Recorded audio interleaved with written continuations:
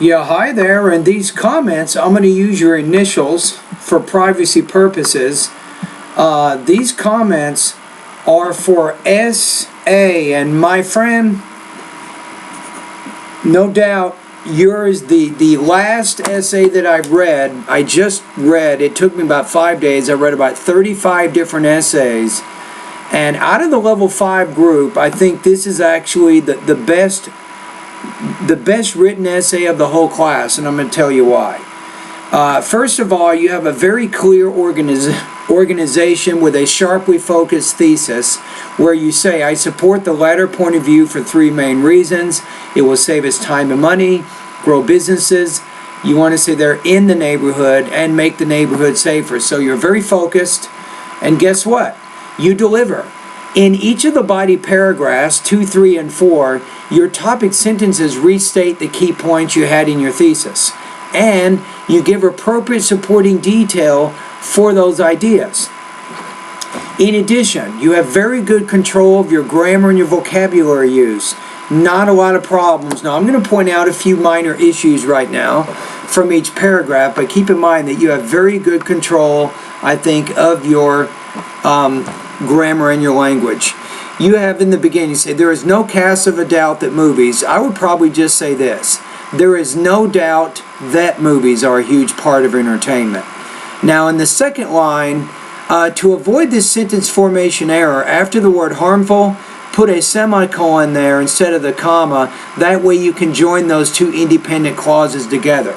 So those would be some minor changes I would suggest in your first paragraph. Let's take a look at paragraph number 2.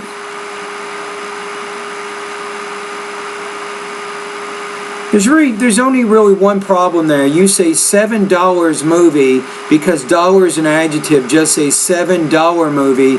And in that same sentence, you might want to put some commas in there. Here's what I would do. Some people do not even have a car, comma, and comma. In order for them to watch a movie, comma, they have to spend a long time. How about they have to spend a long time in a bus or pay $30 for a taxi to watch a $7 movie. So that would be some changes I'd make in that paragraph. All right, let's go to paragraph 3. You said this is brilliant. Your vocabulary is very native speaker-like. You said another reason that supports the idea in hand is that using the word in hand there makes you sound very, very natural. Most non-native speakers would not know how to use that particular word.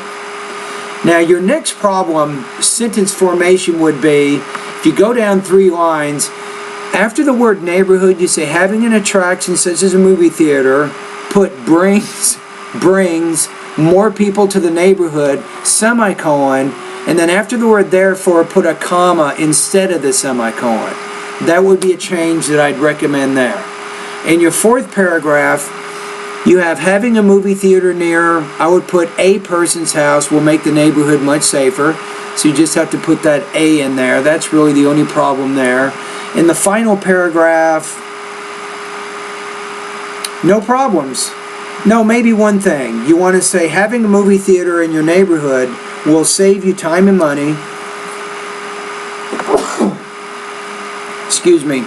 You want to say will add life to the neighborhood and will reduce the crime rate in the area. Or you can say having a movie theater will save you time and money, add life to the neighborhood, and reduce the crime rate in that area. So if you want to omit the word will, then you have to be consistent with the second and the third verbs in that sentence to avoid what's called a parallel structure problem. And ending your writing with the word, with the sentence, do you want a movie theater near you? I love that. That was very clever. All right, so now let's talk about your score. You're going to be happy, my friend, very, very happy. Let's take a look at the rubrics here. I'm going to put you in the 4 area. I'm going to put you at 4.25 out of 5. Or 27 points out of 30. Very, very well done. Now, I do want to recommend some lessons right now. Partly is you might have a question, okay, what can I do, Michael, to improve where I'm at right now? And I'm going to answer that question right now. Okay, let me go to the writing section the grammar section of the course. Okay, here we go. You might want to write these down. Okay, you are having some problems with your sentence structure, and particularly, I think, with your punctuation.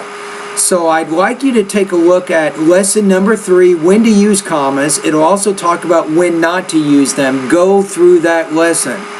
Also, lesson number 4, the semicolon, colon, dash, period, question mark, and exclamation point. I think it would benefit you by going through those 2 particular lessons on punctuation.